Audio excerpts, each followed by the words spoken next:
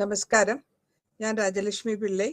ഇന്ന് കൊച്ചിയിലെ ഇഗ്നുവിൽ നിന്ന് നമ്മൾ ഇന്ന് പരാമർശിക്കാൻ പോകുന്ന ലെസൺ UPSC 146 അവസാനത്തെ യൂണിറ്റ് ആണിത്, യൂണിറ്റ് 12. അപ്പൊ ഇതിൽ നമ്മൾ ഇത്രയും കാരണങ്ങൾ കണ്ടുപിടിച്ചുകൊണ്ട് വന്നു. സംഘർഷത്തിന്റെ കാരണങ്ങളും എങ്ങനെയാണ് സമാധാനം സ്ഥാപിക്കേണ്ടതെന്നും. ഇപ്പൊ ഇതിൽ നമ്മൾ ഇനീഷ്യേറ്റീവ് എടുക്കുന്നവർ, അതായത് ഈ സമാധാനം കൊണ്ടുവരാൻ വേണ്ടി കൂടുതലായിട്ട് വർക്ക് ചെയ്തവരെ പറ്റിയിട്ടുള്ള കാര്യങ്ങളാണ് നമ്മൾ കൂടുതലായിട്ട് പറയാൻ പോകുന്നത്. അത് Vinoba Bhave, Jayaprakash Narayan, Martin Luther, Nelson Mandela, ഇവരൊക്കെ, ജെനി ഷാർപ്പ്, ഇവരൊക്കെ വളരെ ഇമ്പോർട്ടൻ്റ് ആയിട്ട് സൊസൈറ്റിയിൽ സമാധാനം സ്ഥാപിക്കാൻ വേണ്ടി വർക്ക് ചെയ്തവരാണ്. അതേമാതിരി തന്നെ മഹാത്മാഗാന്ധി, നമ്മുടെ ഗാന്ധിജീനെ പറ്റി എല്ലാവർക്കും നല്ലപോലെ അറിയാവുന്ന കാര്യങ്ങളാണ്.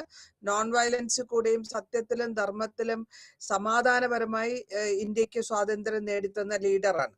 അപ്പൊ ഈ കാരണങ്ങളാൽ ഇവരെയൊക്കെ ലോകം മുഴുവൻ അറിയപ്പെടുന്നവരും വളരെ പ്രശസ്തിയുള്ളവരുമാണ്. അപ്പൊ ഇതിന്റെ കാര്യങ്ങളാണ് നമ്മൾ ഇന്ന് കൂടുതലായിട്ടും ഫോക്കസ് ചെയ്തു പോകുന്നത്.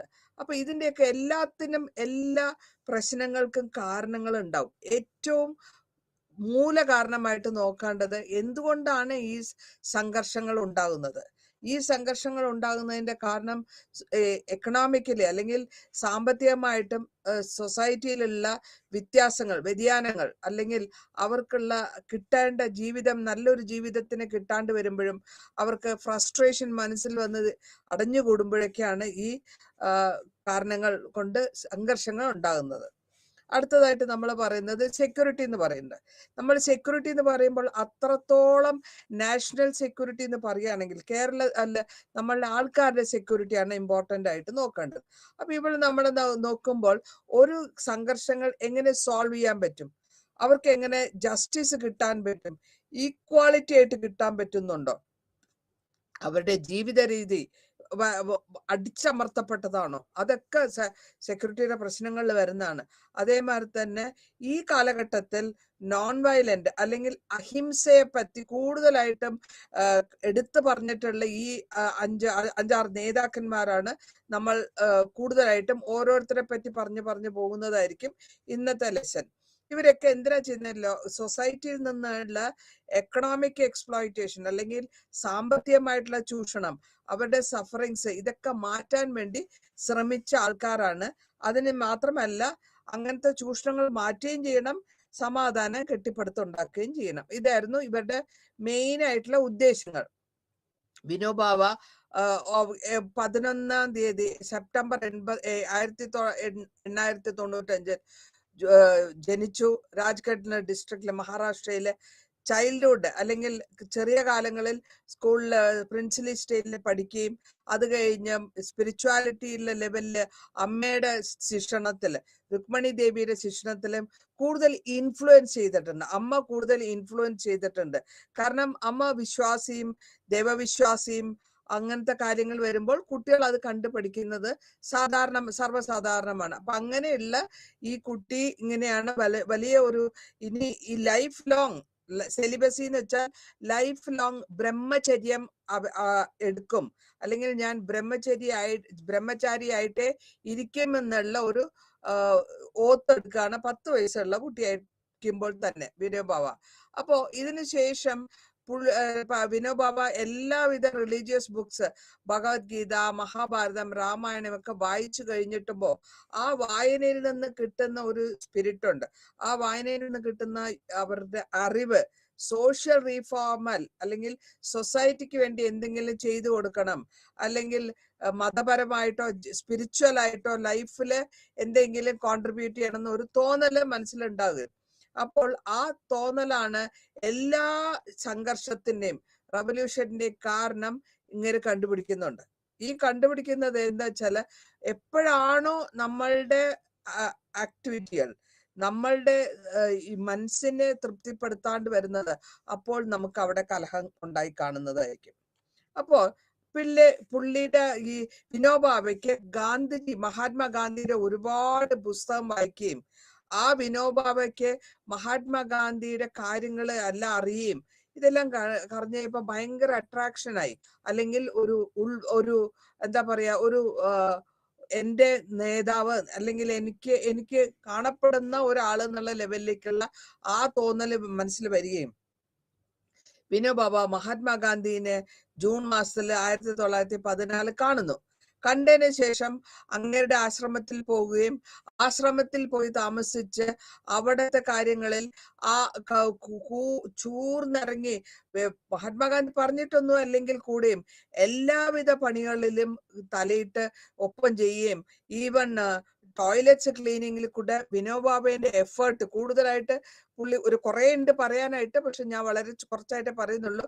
അങ്ങനെ ഒരു അതായത് അവിടെ ഒരു ഞാൻ വലിയൊരു ആളാണ് അല്ലെങ്കിൽ ഞാൻ വലിയൊരു കുലത്തിൽ പിറന്ന ആളാണ് എന്നുള്ള വ്യത്യാസമില്ലാണ്ട് ടോയ്ലറ്റ് ക്ലീനിങ്, ആ കാലത്ത് വർണ്ണഭേദമുള്ള കാലമാണ്.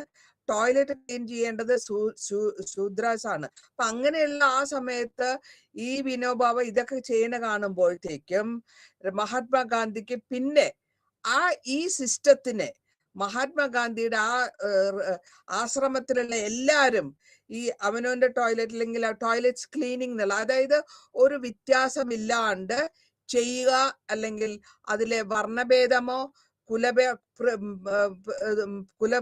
മാഹാത്മ്യമോ ഒന്നും പറയാണ്ട് ഇത് ഒരു റൂട്ടീനാണ്, ഒരു ഡിസിപ്ലിൻ എന്നുള്ള ലെവലിലേക്ക് ആശ്രമത്തിലേക്ക് മഹാത്മാഗാന്ധി അത് ഇൻട്രൊഡ്യൂസ് ചെയ്തു.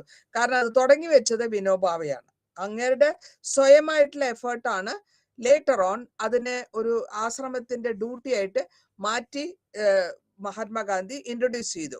ഇനി സത്യാഗ്രഹ മൂവ്മെന്റിലും സത്യാഗ്രഹം നടക്കുന്ന ആ മൂവ്മെന്റിൽ ആചാര്യ വിനോബാവ സത്യാഗ്രഹ മൂവ്മെന്റിലൊക്കെ പാർട്ടിസിപ്പേറ്റ് ചെയ്തിട്ടുണ്ട്.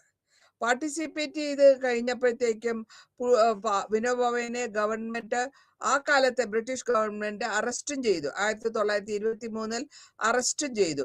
എന്തിനാന്ന് വെച്ചാൽ ഈ പ്രൊസഷനിലൊക്കെ ബ്രിട്ടീഷ് ഗവൺമെന്റിന്റെ എഗെയിൻസ്റ്റ് ആയിട്ടാണ് ഈ സത്യാഗ്രഹ മൂവ്മെന്റ് ഒക്കെ നടക്കുന്നത്.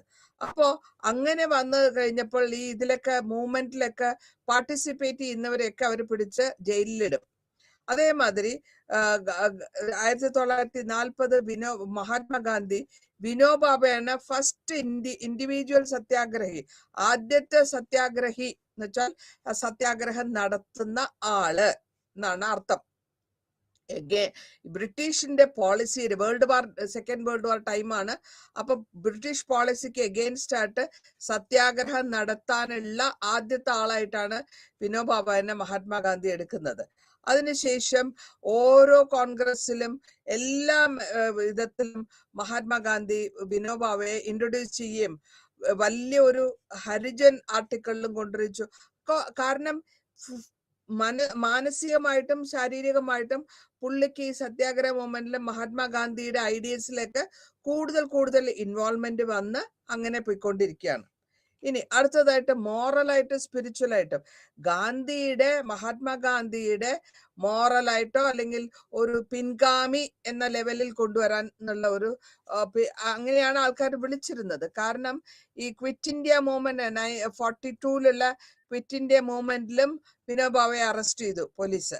അതിനുശേഷം വിനോബാബ പല പ്രാവശ്യവും ഈ ജയിലിൽ കയറുകയും മഹാത്മാഗാന്ധിയുടെ പോളിസികളൊക്കെ അങ്ങനെ അതേ പ്രകാരം ഫോളോ ചെയ്യുകയാണ്. അപ്പോഴാണ് ഈ കൂട്ടാളികൾ എന്നുള്ള ലെവലില് വിനോബാവയും അറസ്റ്റ് ചെയ്യപ്പെടുന്നത്.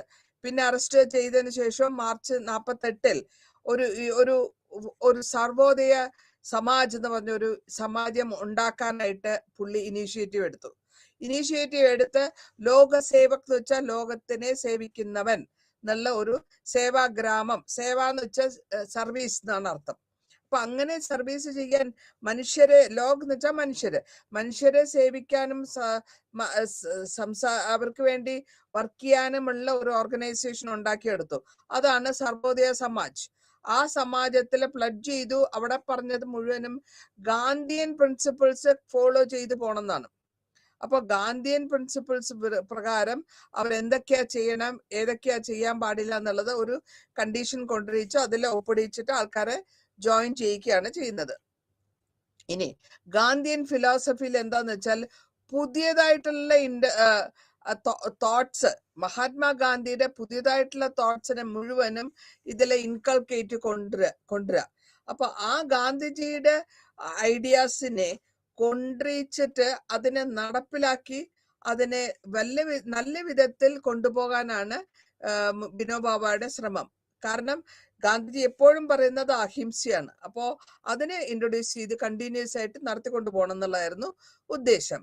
ഇനി സംയോഗ് എന്ന് വെച്ചാൽ സമഭാവം എന്നുള്ള അർത്ഥത്തില് ഇതിനെപ്പറ്റി ഒരു വലിയൊരു നീണ്ട സ്റ്റഡി തന്നെ വിനോബാബ ചെയ്യുകയും അതിൽ ഗാന്ധിജിയുടെ മഹാഭാഗവതം ഗീതയിലൊക്കെ പറഞ്ഞിട്ടുള്ളതിന് ഒരു എടുത്തു പറയുകയും ചെയ്തിട്ടുണ്ട്. ഇതില് സംയോഗത്തില് പറഞ്ഞിട്ടുള്ളത് എന്താ വെച്ചാല് ഭഗവത്ഗീതയിൽ എന്തൊക്കെ പറഞ്ഞിട്ടുണ്ടോ അതിനെയാണ് എടുത്തെടുത്ത് പരാമർശിച്ചു പോകുന്നത്. അപ്പൊ ഈ ആലോചനയും തിങ്കിങ്ങിലും വിനോബാവ കൂടുതലായിട്ട് പറഞ്ഞ് മനസ്സിലാക്കി കൊടുക്കുകയും അതിൽ കൂടി വിദ്യോഗ്യ കൂടി എല്ലാവരുടെയും നന്മകൾ മാത്രം, വെൽഫെയർ, എല്ലാ മനുഷ്യരുടെയും നന്മകളെ, അതാണ് ഈ ഭഗവത്ഗീതയുടെ സാരാംശവും അത് തന്നെയാണ്. അപ്പൊ അങ്ങനെ ലോകം മുഴുവനും സുഖം ചെയ്യാനും എന്തൊക്കെ ചെയ്യാൻ പറ്റും എന്നുള്ളതാണ് ഇവിടെ കൂടുതലായിട്ട് ഫോക്കസ് ചെയ്തു പോകുന്നത്. അപ്പൊ ഈ മൂന്നാമതായിട്ട് വിനോബാവ പറഞ്ഞത് ഈ ട്രസ്റ്റിഷിപ്പ് ഉണ്ടാക്കുക. ഗാന്ധിജിയുടെ ഐഡിയ ആയിരുന്നു ട്രസ്റ്റിഷിപ്പ് ഉണ്ടാക്കുക. എന്നിട്ട് അതിൽ കൂടെ ഈ ഭൂമി എന്ന് വെച്ചാൽ എർത്ത് എന്നർത്ഥം, അല്ലെങ്കിൽ മണ്ണ് എന്നർത്ഥം. ഹിന്ദിയിലെ ധർത്തി എന്ന് പറയും. അതിന്റെ ദാനം ചെയ്യാന്ന് വെച്ചാൽ ഗിഫ്റ്റ് ആയിട്ട് കൊടുക്കുക. അതാണ് ഒരുമിച്ചാക്കിയത് ഭൂദാൻ. ഭൂദാൻ എന്ന് വെച്ചാൽ സ്ഥലമില്ലാത്തവന്, ലാൻഡ്ലെസ് ആയിട്ടുള്ളവർക്ക്, ഒരു താമസിക്കാനോ കൃഷി ചെയ്യാനോ സൗകര്യമില്ലാത്തവർക്ക് ദാനം ചെയ്യുക, സ്ഥലം ദാനം ചെയ്യുക, അതാണ് ഭൂദാൻ. അപ്പൊ ഇതിന്റെ കൂടെ തന്നെ ഹിന്ദി സ്വരാജ് ആ പുസ്തകത്തിലും ഗാന്ധിജി ഇതിനെപ്പറ്റി മെൻഷൻ ചെയ്തിട്ടുണ്ട്. അതേമാതിരി വിനോബാബ ഗവൺമെന്റ് ഫ്രീ സൊസൈറ്റി കൂടെ ഈ അൾട്ടിമേറ്റ് എയിം കൊണ്ടിരിക്കുകയാണ്. അൾട്ടിമേറ്റ് അവസാന മോഹം എന്ന് വെച്ചാൽ ഗാന്ധിജി ഇനീഷ്യേറ്റ് ചെയ്തിട്ടുള്ള സത്യത്തിൽ കൂടെ ഓരോ മൂവ്മെന്റ്, സത്യാഗ്രഹ മൂവ്മെന്റ് കൊണ്ടിരിക്കുക എന്നുള്ളതാണ് ഉദ്ദേശം. സത്യാഗ്രഹി എന്ന് വെച്ചാൽ ആരാണ്? ഒരു വിനോബാബയുടെ ഒപ്പീനിയൻ പ്രകാരം ഒരു മനുഷ്യൻ സത്യത്തിനെ കടപിടിച്ചുകൊണ്ട് എന്ത് കാര്യം ചെയ്യുന്നവനാണ് സത്യാഗ്രഹി. അയാൾക്ക് സത്യം മാത്രമേ ചെയ്യുള്ളൂ, സത്യവിരുദ്ധമായിട്ട് ഒന്നും ചെയ്യില്ല. അപ്പൊ അതാണ് സത്യാഗ്രഹി എന്നുള്ളതിന്റെ വേർഡിന്റെ അർത്ഥം. അപ്പൊ ഇതിൽ കൂടെ ചെറുതായിക്കോട്ടെ വലുതായിക്കോട്ടെ എന്ത് കാരണവശാലും അധർമ്മം ചെയ്യാണ്ടിരിക്കുക, അല്ലെങ്കിൽ സത്യം മാത്രം ചെയ്യുക, ന്യൂട്രലായിട്ട് ഇരുന്നുകൊണ്ട് ഒരിക്കലും ഒരു സത്യാഗ്രഹി വേറൊരാളുടെ വേണ്ടിയോ അല്ലെങ്കിൽ അവരുടെ സഹായത്തിന് വേണ്ടിയിട്ടോ തൻ്റെ സത്യത്തിനെ വിട്ട്, ധർമ്മവും സത്യത്തിനെ വിട്ട് ഒന്നും ചെയ്യാണ്ടിരിക്കുക. അതാണ് സത്യാഗ്രഹിയുടെ ഏറ്റവും വലിയൊരു ധർമ്മം. അപ്പൊ ഇങ്ങനെയുള്ള സത്യാഗ്രഹി ആൾക്കാരെ അത് മനസ്സിൽ കൊണ്ടുവരണം എന്നുണ്ടെങ്കിൽ ഇത്തിരി കഷ്ടപ്പെട്ടുള്ള കാര്യമാണ്. എന്തെങ്കിലും കാരണങ്ങൾ ചില കുറച്ച് പൈസ കണ്ടാലോ അല്ലെങ്കിൽ കുറച്ച് പൊസിഷൻ കണ്ടാലോ ആൾക്കാർ നുണ പറയാറുണ്ട്. അപ്പോ അങ്ങനെ നുണ പറയാണ്ട് സത്യം മാത്രം കിടപിടിച്ചുകൊണ്ട് എല്ലാവിധ കഷ്ടങ്ങളും നഷ്ടങ്ങളും അനുഭവിച്ചു വരുന്നവനാണ് സത്യാഗ്രഹി. അല്ലെങ്കിൽ അയാൾ ആ സത്യാഗ്രഹി എന്നുള്ള പേരിന് അനുയോജ്യമായ ആളല്ല. ഇനി എന്തിനൊക്കെയാണ് നമ്മൾ റെസിസ്റ്റ് ചെയ്യുന്നത്? 5 തരത്തിലുള്ള റെസിസ്റ്റൻസിനാണ് നമ്മൾ പറഞ്ഞിട്ടുള്ളത് ഇവിടെ. അതായത് അന്യായത്തിന് എഗെയിൻസ്റ്റ് ആയിട്ട്, പൊളിറ്റിക്കലി അല്ലെങ്കിൽ രാഷ്ട്രീയമായിട്ട് 5 തരത്തിലുള്ള റവല്യൂഷൻ, അല്ലെങ്കിൽ 5 തരത്തിലുള്ള ഒപ്പോസിങ് പറയാം, അല്ലെങ്കിൽ ഈവിൾ ആയിട്ടുള്ള കാര്യങ്ങള്, എത്രയും മോശമായിട്ടുള്ള വയലൻസിനും റെസിസ്റ്റ് ചെയ്യുക, അതിൽ ചേരാണ്ടിരിക്കുക. പിന്നെ എത്ര തന്നെ റെസിസ്റ്റൻസ് ആയാലും ശരി അതിൽ കടന്നുകൂടാണ്ടിരിക്കുക. നോൺ വയലൻസിലും ഈവൽ വിത്ത് നോൺ വയലൻസ്, ഒരു വയലൻസിനെ വരുമ്പോൾ അതിനെ ഈ തെറ്റിനെ നോൺ വയലൻസ് കൊണ്ട് തടുക്കുക, അല്ലെങ്കിൽ നോട്ട് ഈവൽ. അപ്പൊ ഇങ്ങനെ വരുമ്പോൾ ശരിയായ ദിക്കിൽ കൂടെ നമ്മൾ ചിന്തിച്ചു പോണം. അധർമ്മം, അഹിംസേനെ കടപിടിച്ചുകൊണ്ട് ഹിംസേനെ എതിർക്കുക, അതാണ് ഈ പറഞ്ഞതിന്റെ അർത്ഥം. ഇനി ഭൂദാൻ മൂവ്മെന്റ് എന്ന് പറഞ്ഞു മൂവ്മെന്റ് ഉണ്ടാക്കി എടുക്കുന്നുണ്ട്. ഈ മൂവ്മെന്റിൽ വരുമ്പോഴത്തേക്കും എന്താ, സോഷ്യലായിട്ട് സൊസൈറ്റിയിൽ ഒരുപാട് ആൾക്കാർക്ക് സ്ഥലമില്ല. ഒരുപാട് ഉള്ളതൊക്കെ ജമ്മിമാരുടെ കയ്യിലാണ്. അപ്പൊ ജമ്മിമാരുടെ കയ്യിലാകുമ്പോൾ ജമ്മിമാരുടെ കൺട്രോളിലായിരിക്കും ബാക്കിയുള്ള കർഷകർ മുഴുവനും. അപ്പോൾ ജീവിതകാലം മുഴുവനും അവർക്ക് ദരിദ്രം മാത്രമേ ഉണ്ടാവുള്ളൂ. ദരിദ്രം മാത്രമല്ല, അവർക്ക് എല്ലാവിധ സുഖ സൗകര്യങ്ങളും അവർക്ക് കിട്ടാൻ സാധിക്കില്ല. മാത്രമല്ല അവർക്ക് പണവിഷയത്തിലും ഭയങ്കര വ്യത്യാസം കാണും. അപ്പോൾ അങ്ങനെയുള്ള ഒരു സ്ഥലത്ത് ലാൻഡ് അല്ലെങ്കിൽ ഭൂദാനം എന്നുള്ള ഒരു മൂവ്മെന്റ് കൊണ്ടുവച്ചത് എന്തിനാ വെച്ചാൽ ഒരു സൊസൈറ്റിയിൽ ഒരു സോഷ്യൽ ആയിട്ടുള്ള ഒരു ഹാർമണി ഉണ്ടാക്കാൻ അല്ലെങ്കിൽ ഒരുമ ഉണ്ടാക്കാൻ വേണ്ടിയിട്ടാണ്. ഈ ഒരുമയിൽ കൂടെ ദാനം ചെയ്ത് സ്ഥലങ്ങൾ ദാനം ചെയ്യുക, അവർക്ക് അത് അവരെ കൂടെ സൊസൈറ്റിയിൽ ഒപ്പത്തിനൊപ്പം കൊണ്ടിരിക്കാനുള്ള ശ്രമമാണ് ഇതിൽ കൂടെ ശ്രമിക്കുന്നത്. ഇതിന് ഭൂദാൻ മൂവ്മെന്റിന് ആപ്ലിക്കേഷനായിട്ട് പുള്ളി പറഞ്ഞിട്ടുള്ളത് സ്നേഹം, സത്യം, അഹിംസ, ഇത് മൂന്നും കിടപിടിച്ചുകൊണ്ട് വേണം ലോകത്തിലുള്ള അവിശ്വാസം അല്ലെങ്കിൽ ലോകത്തിലുള്ള പരിമിതികളൊക്കെ മാറ്റി ലക്ഷക്കണക്കിന് ആൾക്കാർക്ക് നമ്മൾ സഹായ സഹകരണങ്ങൾ ചെയ്യാനാണ് ഈ ഭൂദാൻ മൂവ്മെന്റിന്റെ ഒബ്ജക്റ്റീവ്. ഇനി ഇതിന്റെ കൂടെ ഇവർക്ക് ഈ ഇന്ത്യൻ സൊസൈറ്റിയിൽ ആ സമയത്ത് എക്കണോമിക്കലി ഒരു ഹൈറാർക്കി ഉണ്ട്. ഹൈറാർക്കി എന്ന് വെച്ചാൽ മേൽക്കോയ്മ. അപ്പൊ അങ്ങനെ വരുമ്പോൾ ഇവിടെ നമ്മൾ ഇന്ററാക്ട് ചെയ്ത് വരുന്ന സ്ഥലമില്ലാത്ത കർഷകൻ, ആ സ്ഥലമില്ലാത്ത കർഷകൻ എന്ന് പറയുമ്പോൾ അയാൾ എവിടെയാ? പൊച്ചമ്പള്ളി, തെലുങ്കാനയിലാണ്. പൊച്ചമ്പള്ളി സാരീസ് ഒക്കെ വളരെ ഫേമസ് ആണ്. ഈ പൊച്ചമ്പള്ളി എന്ന് പറയുന്ന വില്ലേജിൽ അവിടെയുള്ള തെലുങ്കാനയിൽ തെലുങ്ക് ദേശത്തുള്ള ആൾക്കാർക്ക് സ്ഥലമില്ല കൃഷി ചെയ്യാൻ. അപ്പൊ അങ്ങനെ ഇത് ഈ റീജിയനിലാണ് 18-ാം തീയതി ഏപ്രിൽ 1951 ഒരു വിനോബാവ ആൾക്കാരായിട്ട് സംസാരിക്കുന്നു.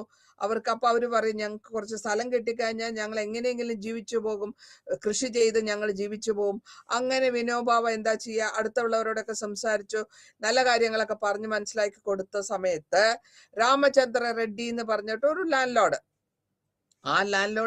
ആ മീറ്റിംഗിൽ, അതായത് വിനോബാവയുടെ സംസാരം കൊണ്ടും അങ്ങേരുടെ പെർസുവേഡിങ് നേച്ചർ കൊണ്ടും ഒരു ഇമ്മീഡിയറ്റ് ആയിട്ട് ആ മീറ്റിംഗ് കഴിഞ്ഞ ഉടനെ 100 ഏക്കർ സ്ഥലമാണ് ദാനം ചെയ്തത്.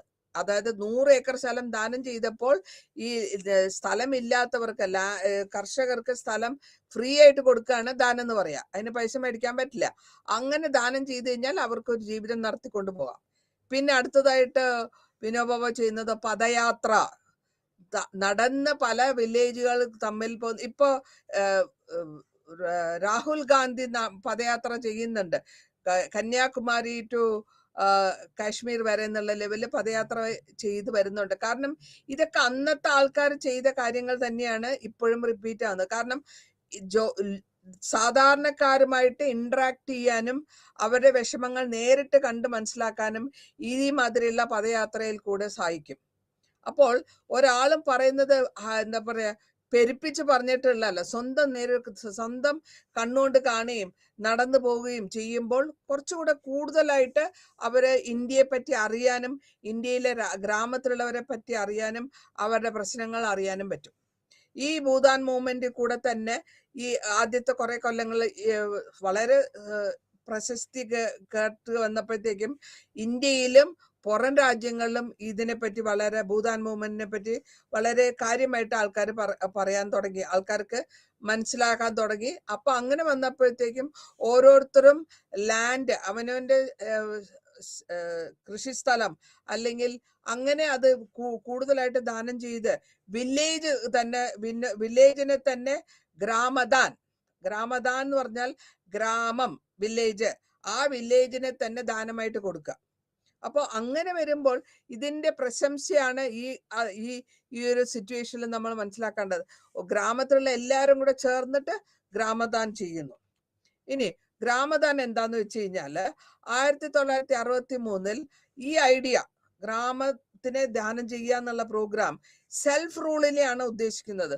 സ്വയംഭരണം അല്ലെങ്കിൽ സ്വന്തം കാര്യങ്ങൾ സ്വയം ചെയ്യാൻ ഉദ്ദേശിക്കുന്ന ആൾക്കാർ താമസിക്കുന്ന ഗ്രാമം. അപ്പോൾ ആ വില്ലേജിൽ അല്ലെങ്കിൽ ആ ഗ്രാമത്തിൽ ആ ലാൻഡ് അല്ലെങ്കിൽ ആ ഭൂമി എല്ലാവർക്കും സ്വന്തമാണ്. ഒരാൾക്ക് മാത്രമല്ല, എല്ലാവർക്കും സ്വന്തമായിരിക്കും. കംപ്ലീറ്റ് കമ്മ്യൂണിറ്റിക്ക് സ്വന്തമായിരിക്കും. അടുത്തതായിട്ട് അവര് ഡൊണേറ്റ് ചെയ്യുന്നത് 20ന്റെ ഒരു ഷെയർ ആൾക്കാർക്ക്, ലാൻഡ് ലോർഡ് അല്ല, അതായത് ജന്മികൾ, ലാൻഡ് ലോർഡ് എന്ന് പറഞ്ഞാൽ ജന്മികൾ, അവർ ഡൊണേറ്റ് ചെയ്യേണ്ടത് 20ൽ ഒരു ഭാഗം ലാൻഡ് ഇല്ലാത്തവർക്ക്, ഭൂമി ഇല്ലാത്തവർക്ക് ഡൊണേറ്റ് ചെയ്യണം. അതേമാതിരി എല്ലാവരും 40ൽ ഒരു ഭാഗം അവര് ഏൺ ചെയ്തിട്ടുള്ള ലാൻഡിൽ നിന്ന് എല്ലാ കമ്മ്യൂണിറ്റിക്ക്, വില്ലേജ് കമ്മ്യൂണിറ്റിക്ക് ഓരോ വർഷം കൊടുക്കുക. അതായത് എല്ലാ ആൾക്കാരും 40ൽ ഒരു ഭാഗം ആണ് വില്ലേജിന് കൊടുക്കേണ്ടത് ഓരോ വർഷവും. അങ്ങനെ വരുമ്പോൾ അടുത്തതായിട്ട് നമ്മൾ പറയാൻ ഉദ്ദേശിക്കുന്നതാണ് ഓരോ ദിവസത്തെ ഏർണിങ്സ്. നമ്മൾ കൾട്ടിവേറ്റ് ചെയ്യുന്നു, കൃഷി ചെയ്യുന്നു, കൃഷിയുടെ ഒരു ദിവസത്തെ വരുമാനം വില്ലേജ് കമ്മ്യൂണിറ്റിക്ക് കൊടുക്കുക. മാസത്തിൽ ഒരു ദിവസത്തെ വരുമാനം വില്ലേജ് കമ്മ്യൂണിറ്റിക്ക് കൊടുക്കുക. പിന്നെ സാധാരണക്കാരായ ലേബറേഴ്സ്, കൃഷിക്കാര്, അവരുടെ ഒരു 1 ഡേ ലേബർ, ഒരു ദിവസത്തിൽ അവരുടെ ലേബർ, എല്ലാ മാസത്തിലും ഒരു ലേബർ ഒരു ദിവസത്തെ വർക്ക് ഫ്രീ ആയിട്ട് ചെയ്തു കൊടുക്കുക. അപ്പോൾ ഇങ്ങനെ എല്ലാവരും അവനവൻ്റെ ആവുന്ന വിധത്തിൽ കാശായിട്ട് കൊടുക്കാം, സ്ഥലമായിട്ട് കൊടുക്കാം, ലേബറായിട്ട് കൊടുക്കാം. അങ്ങനെ വരുമ്പോൾ ആ ഗ്രാമത്തിൽ കാര്യങ്ങൾ മുറയ്ക്ക് നടക്കും എന്നുള്ളതാണ് ഇതിന്റെ ദൃഷ്ടാന്തം. ഇനി ഇതിൽ തന്നെ 3 സ്റ്റേജ് ആയിട്ടാണ് ഈ ഗ്രാമദാനം നടക്കുന്നത്. ഈ 3 സ്റ്റേജ് എന്താന്ന് വെച്ചാൽ, ആദ്യത്തെ സ്റ്റേജിൽ നമ്മൾ പറയുന്നു പ്രാപ്തി. അതായത് പ്രാപ്തി എന്ന് വെച്ചാൽ അതിന്റെ അർത്ഥം ഡിസിഷൻ എടുക്കാനുള്ള ഒരു സാഹചര്യം ഉണ്ടാകുക. അപ്പോൾ ഗ്രാമദാൻ ട്രാൻസ്ഫർ ചെയ്ത് ആൾക്കാർക്ക് ഓണർഷിപ്പ് വില്ലേജ് കൗൺസിലിലേക്ക് കൊടുക്കുമ്പോൾ പ്രാപ്തം എന്ന് വെച്ചാൽ നമുക്ക് കിട്ടുക എന്നുള്ള അർത്ഥം, പ്രാപ്തി. സെക്കൻഡ് സ്റ്റേജില് പുഷ്ടി എന്ന് പറയും. അതായത് ചെയ്ത് കാണിച്ചു കൊടുക്കുക. ഗ്രാമദാൻ ചെയ്തിട്ട് ആ ഗ്രാമത്തിനെ റീഡിസ്ട്രിബ്യൂട്ട് ചെയ്ത് 20ൽ 1 എന്നുള്ളത് എല്ലാവർക്കും ലാൻഡിനെ ഭാഗിച്ചു കൊടുക്കുന്നത്. മൂന്നാമത്തെ സ്റ്റേജ് എന്ന് വെച്ചാൽ നിർമ്മാൺ. വെച്ചാൽ ഇവിടെ നിർമ്മാണം എന്ന് വെച്ചാൽ എന്താ അർത്ഥം? കൗൺസില് മൊബിലൈസ് ചെയ്യുന്നു, എന്തൊക്കെ കിട്ടിയിട്ടുണ്ടോ ആ റിസോഴ്സസ് വെച്ചിട്ട് ആ ഗ്രാമത്തിന്റെ ആവശ്യങ്ങൾ, ഇപ്പൊ ഒരു റോഡാണ് ആവശ്യം, ഒരു കലുങ്കാണ് ആവശ്യം, അല്ലെങ്കിൽ ഒരു ഹോസ്പിറ്റൽ, ഒരു ക്ലിനിക്കാണ് ആവശ്യം, അതിനെ റീകൺസ്ട്രക്ഷൻ ചെയ്ത് പ്രോഗ്രാംസിൽ നിർമ്മാണം എന്നാണ് അതിന്റെ അർത്ഥം. അപ്പൊ ഇങ്ങനത്തെ കാര്യങ്ങൾ ചെയ്തു വരുമ്പോൾ സെൻട്രലൈസ്ഡ് സ്റ്റേറ്റിൽ നിന്നും ഡീസെൻട്രലൈസ്ഡ്, അതായത് സ്വയം പ്രാപ്തത നേടുക എന്നുള്ളതാണ് വില്ലേജിന്റെ ഉദ്ദേശം. അപ്പൊ അങ്ങനെ വരുമ്പോൾ ചെയ്ത് വരുമ്പോൾ അത് ഓട്ടോമാറ്റിക് ആയിട്ട് ആൾക്കാരുടെ നന്മയ്ക്കായിട്ട് വരും. അപ്പോൾ അതിൽ കൂടുതൽ ഇൻവോൾവ്മെന്റ് എല്ലാവരും ജോയിൻ ചെയ്യുകയും ചെയ്യും. ഇനി ഗ്രാമസ്വരാജ്. ഇവിടെ വിനോബാബ വിശ്വസിക്കുന്നത് മുഴുവനും സ്വരാജ്യം, ഗ്രാമം സ്വരാജ്യം, അല്ലെങ്കിൽ സ്വന്തം കാര്യങ്ങൾ ചെയ്യാൻ പറ്റുന്ന ഒരു വിധത്തിൽ കൊണ്ടുവരിക.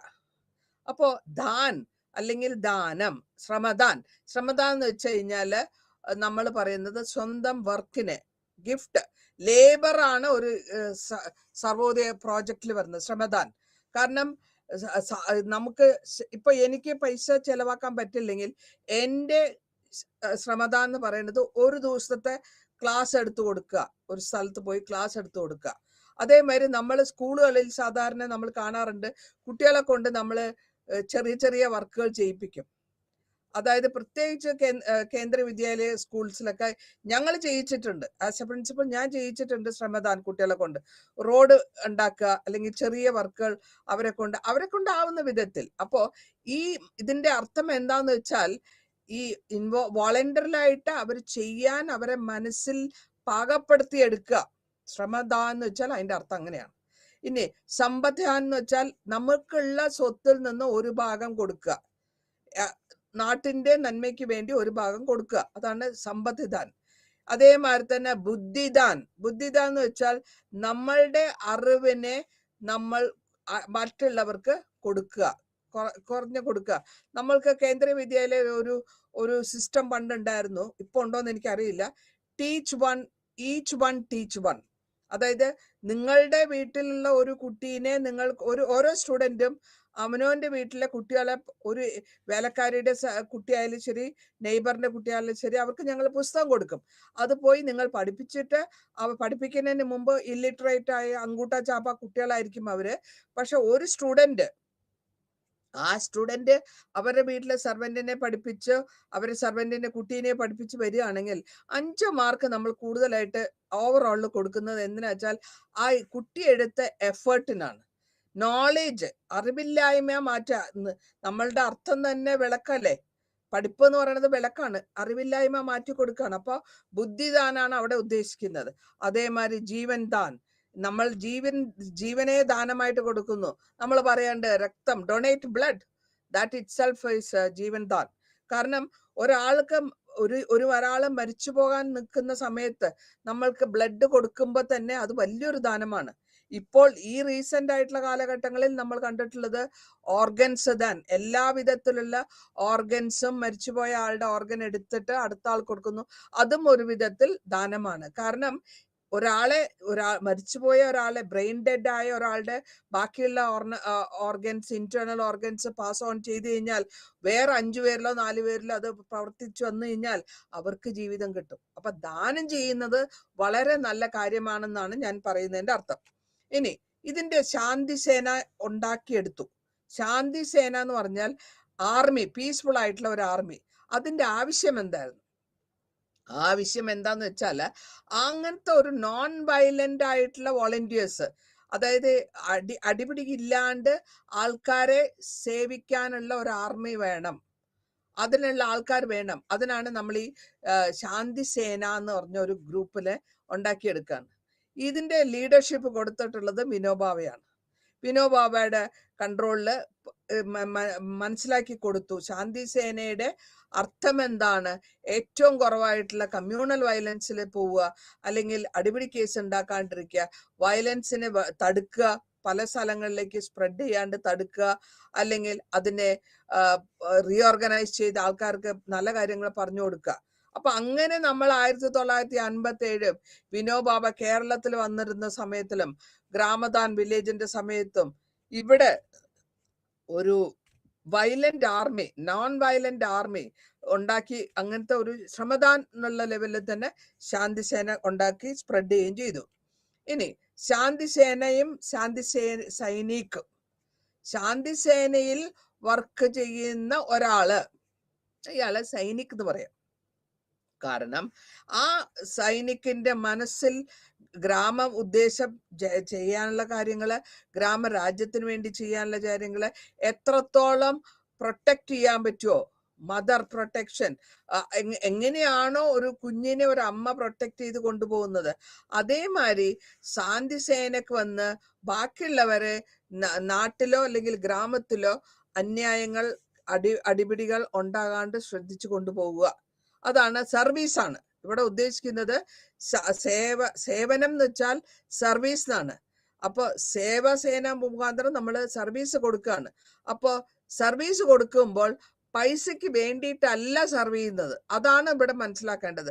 ഒരു കാരണവശാലും പൈസയ്ക്ക് വേണ്ടി പോലീസ് ജോലി ചെയ്യുകയല്ല. അവര് സ്വമനസാലെ സ്വന്തം ഗ്രാമത്തിൽ ഒരു ശാന്തിയും സമാധാനവും കെട്ടിപ്പടുക്കാൻ വേണ്ടിയിട്ടുള്ള ഒരു പരിപാവനമായ ഒരു മൂവ്മെന്റ് ആണ് ഈ ഗ്രാമദാൻ മൂവ്മെന്റിൽ അവര് ഈ ശാന്തി സേന അല്ലെങ്കിൽ ശാന്തി സേനയിൽ ഉള്ള ആൾക്കാര് ചെയ്തു കൊടുത്തിരുന്നത്. ഇനി സൈനിക, കേരളത്തിലെ സംബന്ധിച്ചിടത്തോളം 1957 ഈ വിഷൻ ഇവിടെ നടപ്പിലാക്കി. അങ്ങനെ വന്നു കഴിഞ്ഞപ്പോഴത്തേക്കും ഈ ശാന്തി സേനയുടെ ഫോർമേഷൻ ഉണ്ടാകുകയും അതിനുശേഷം ഒരു സൈനിക് മിനിമം ഒരു സൈനിക്കിന് 5000 ഇന്ത്യൻ പീപ്പിൾ അല്ലെങ്കിൽ ഇന്ത്യൻ ആൾക്കാർ എന്നുള്ള കാൽക്കുലേഷനിലാണ് കൊണ്ടുപോകുന്നത്. ഒരു ലീഡർ, ശാന്തി സേനക്കിന്റെ ലീഡർ.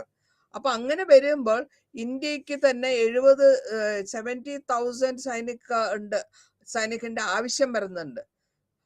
കാരണം ഇവിടത്തെ 35 കോടി മനുഷ്യരാണ് ഉള്ളത്. അപ്പൊ ഒരാൾക്ക് ഒരു സൈനിക് വന്നിട്ട് 1:5,000 എന്നുള്ളതാണ് ഉദ്ദേശം.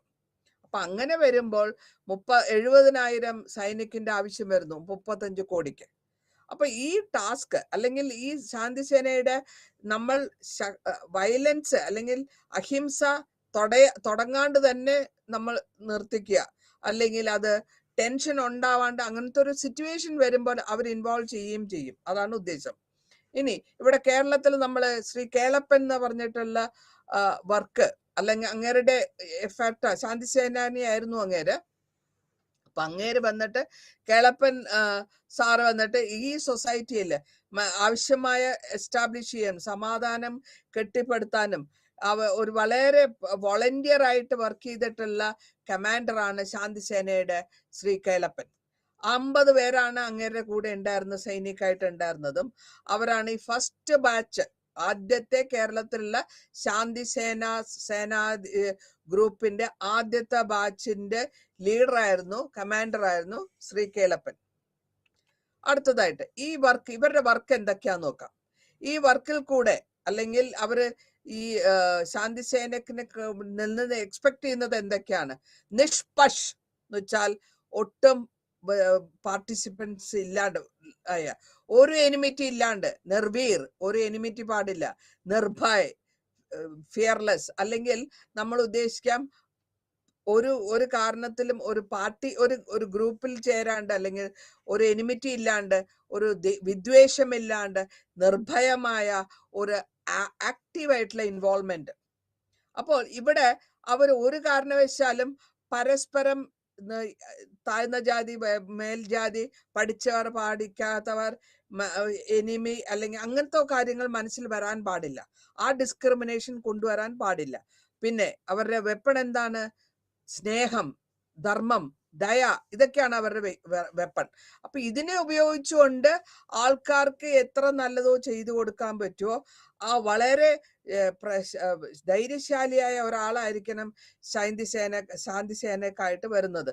അയാളെ ആൾക്കാരുടെ മനസ്സിൽ കൂടെ വേണം, മനസ്സിന്റെ കൺട്രോൾ ചെയ്യാനും അവരെ കൺസോൾ ചെയ്യാനും അവരുടെ പ്രശ്നങ്ങൾ പരിഹരിച്ചു കൊടുക്കാനും ഒക്കെ, സമാധാനം കെട്ടിപ്പടുത്താനും, അല്ലെങ്കിൽ ഏതെങ്കിലും വിധത്തിൽ ഡിസ്റ്റർബൻസ് ഉണ്ടായാൽ അതിനെ തടുത്തു നിർത്താനുള്ള കഴിവുള്ള ആൾക്കാരായിരിക്കണം ഈ ശാന്തി സൈനിക് എന്നാണ് ഇതിന്റെ അർത്ഥം.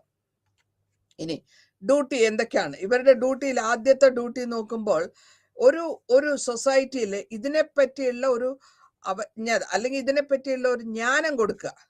രണ്ടാമതായിട്ട് നോൺ വയലൻസ്, അഹിംസ ആൾക്കാരിൽ പ്രചരിപ്പിക്കുക. മൂന്നാമതായിട്ട് എല്ലാവിധ ടെക്നിക്സും എങ്ങനെയാണ് ഇത് പ്രശംസിക്കേണ്ടത് എന്നുള്ളതിന് ടെക്നിക്സ് പറഞ്ഞു കൊടുക്കുക. ശാന്തിസേന കൺട്രിയുടെ എല്ലാ സ്ഥലങ്ങളിലും എത്തിക്കുക. ഏതൊക്കെ ഗ്രാമദാൻ വിധത്തിലോ കൺസ്ട്രക്ഷൻ വർക്കിലോ എല്ലാ വിധത്തിലും അവർക്ക് പോലീസിന്റെ യൂസിലോ എല്ലാം അവർക്ക് ഇന്റേണൽ ആയിട്ടും സമാധാനമായിട്ടും വർക്ക് ചെയ്യാനുള്ള സിറ്റുവേഷൻസ് ഉണ്ടാക്കി കൊടുക്കുക. ഇനി ഇവര് ഇന്റർനാഷണൽ ഇഷ്യൂവിൽ വരുന്നുണ്ട് സൈനിക. അതെങ്ങനെയാന്ന് വെച്ചാല് ശാന്തിസേനയ്ക്ക് ഒരിക്കലും സത്യാഗ്രഹത്തില് പ്രാക്ടീസ് ചെയ്യാണ്ട് തന്നെ അവർ എല്ലാവിധ ആർമിയിലുള്ളവർക്കും സപ്പോർട്ട് കൊടുത്തു വരുന്ന ഒരു സിറ്റുവേഷനാണ്. ഇവരുടെ ആർമി എന്ന് പറയുന്നത് അവർക്ക് എപ്പോഴും അഹിംസയായിരിക്കും അവരുടെ ബോർഡറിൽ ഡിഫൻസ് ആയിട്ട് അവർ ഉപയോഗിക്കുന്നത്. 1962 വിനോബാബ ഒരു ജയപ്രകാശ് നാരായണന്റെ ലീഡർഷിപ്പില് ഒരു ഇൻഡോ ചൈന ബോർഡറിൽ ഉണ്ടാകുമ്പോഴത്തേക്കും അതിലും പുള്ളി വളരെ കാര്യമായിട്ട് പാർട്ടിസിപ്പേറ്റ് ചെയ്ത് ഒന്ന് സമാധാനം കൊണ്ടുവയ്ക്കാൻ ശ്രമിച്ചിട്ടുണ്ട്. ജയപ്രകാശ് നാരായണൻ അടുത്തതായിട്ട് പറയുന്നത് നമ്മൾ ജയപ്രകാശ് നാരായണനെ പറ്റിയാണ്. ജയപ്രകാശ് നാരായണൻ 1902 11 ഒക്ടോബർ ജനിക്കുകയും ബീഹാറിൽ ജനിച്ചു. അവിടെ നമ്മൾ ജെ പി എന്നാണ്, ജയപ്രകാശ് എന്നുള്ള ഷോർട്ട് ഫോമിൽ JP എന്നാണ് ഷോർട്ടായിട്ട് വിളിക്കുന്നത്. കാരണം ലോകനായക്, അതതിന്റെ അർത്ഥം മനുഷ്യന്മാരിൽ അത്രയും ഇഷ്ടപ്പെട്ട ഒരാള്, ഹീറോ, അതാണ് ഉദ്ദേശം. അങ്ങേരെ അമേരിക്കയിൽ പോയി പഠിക്കുകയും അതിനുശേഷം മാർക്സിസ്റ്റ് ആയിട്ടുള്ള ഇൻഫ്ലുവൻസിൽ വരികയും അതിനുശേഷം ജോയിൻ ചെയ്തില്ലേ കമ്മ്യൂണിസ്റ്റ് പാർട്ടിയിൽ, പക്ഷെ തിരിച്ചു വരികയും ചെയ്തു. അങ്ങനെ ഇന്ത്യയിൽ വന്ന ശേഷം ഒരു സോഷ്യലിസ്റ്റ് ഗ്രൂപ്പ് ഉണ്ടാക്കി. ആ ഗ്രൂപ്പ് ഇന്ത്യൻ നാഷണൽ കോൺഗ്രസിന്റെ അകത്ത് തന്നെ ഒരു സോഷ്യലിസ്റ്റ് ഗ്രൂപ്പ് ഉണ്ടാക്കി അതിന്റെ ലീഡറായിട്ട് വരികയാണ് ജയപ്രകാശ് നാരായൺ.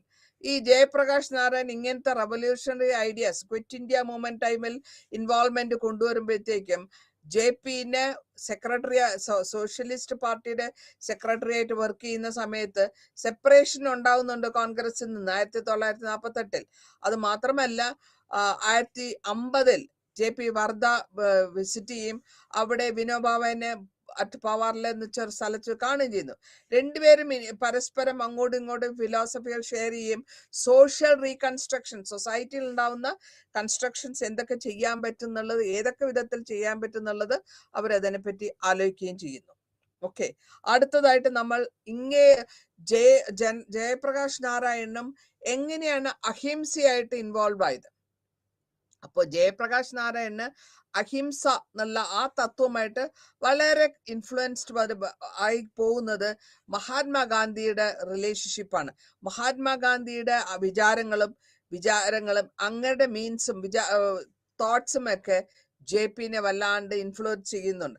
ഈ സമയത്തിൽ എത്രത്തോളം പ്യോറായിട്ട് നമ്മൾ എത്രത്തോളം എസെൻഷ്യൽ ആയിട്ട് അച്ചീവ്മെന്റ് എടുക്കുന്നോ അതിലാണ് സോഷ്യൽ കോൺഫ്ലിക്ട്സ് അല്ലെങ്കിൽ ഈ നാട്ടിൽ വരുന്ന അവർഷതയും നാട്ടിൽ ഉണ്ടാവുന്ന സംഘർഷങ്ങൾ ഉണ്ടാക്കാനുള്ള കാരണങ്ങൾ അതാണെന്ന് പുള്ളി മനസ്സിലാക്കുകയും ചെയ്യുന്നു.